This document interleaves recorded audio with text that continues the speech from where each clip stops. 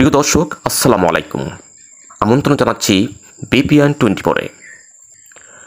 আজ 16 জুন 2025। আজকের দৈনিক পত্রিকাগুলোর প্রধান খবরের শিরোনামগুলো আপনাদের জানাচ্ছি।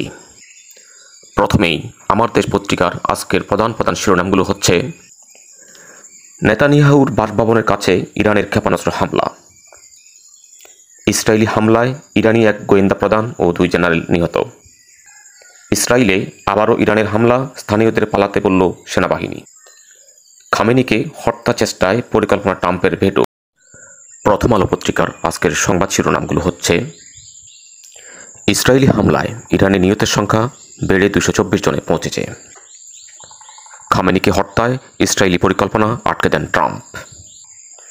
যুগান্তর পত্রিকার আজকের সংবাদ শিরোনাম হচ্ছে: ইরানের হামলায় জ্বলছে ইসরায়েল, 3 বিমানঘাঁটি ক্ষতিগ্রস্ত, ইরানের ইসলামিক বিপ্লবী গার্ডের গোয়েন্দা প্রধান ও 2 জেনারেল নিহত, এবার নেতানিয়াহুর বাড়ি লক্ষ্য করে ইরানের ক্ষেপণাস্ত্র হামলা, ইরানের সরকার পরিবর্তনের লক্ষ্যে ইসরায়েল। মানব জমিন পত্রিকার আজকের প্রধান শিরোনাম হচ্ছে: মরিয়া ইরান, তছনছ ইসরায়েল। কালের কণ্ঠ পত্রিকার আজকের প্রধান শিরোনাম: নেতানিয়াহুর বাড়ি লক্ষ্য করে ক্ষেপণাস্ত্র হামলা চালালো ইরান, ইসরায়েলি হামলায় ইরানের নিহত বেড়ে 224।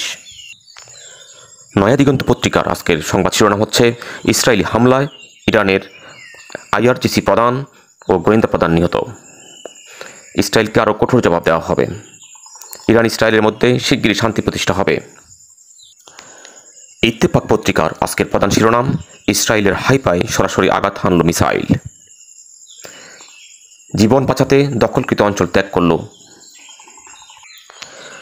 আমাদের সময় পত্রিকার আজকের প্রধান শিরোনাম হচ্ছে: সর্বাত্মক যুদ্ধের মুখে ইরান এবং ইসরায়েল।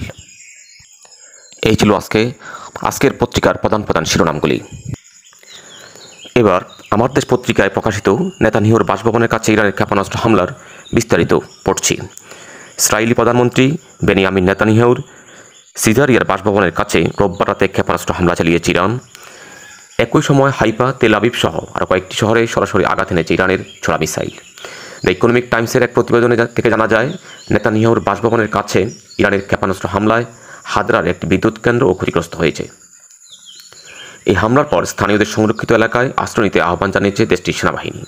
ইরানের রাষ্ট্রীয় টিভির বরাত দিয়ে আল জাজিরা ও এএফপি জানিয়েছে, রোববার সন্ধ্যায় ইরান থেকে ক্ষেপণাস্ত্র নিক্ষেপ করা হয়েছে। হাইফা শহরে বিস্ফোরণের শব্দ শোনা গেছে। ওই সময় হাইফার আকাশ থেকে কালো ধোঁয়া বের হতে দেখা যায়। ইসরায়েলি সেনাবাহিনীও নতুন এক ক্ষেপণাস্ত্র হামলার সতর্কতা জারি করে নাগরিকদের নিরাপদে আশ্রয়ে চলে যাওয়ার নির্দেশ দিয়েছেন। ফরাসি সংবাদ মাধ্যম এএফপির প্রতিবেদনে বলা হয়েছে, রোববার ইরান ইসরায়েলের উপর নতুন আক্রমণ শুরু করেছে।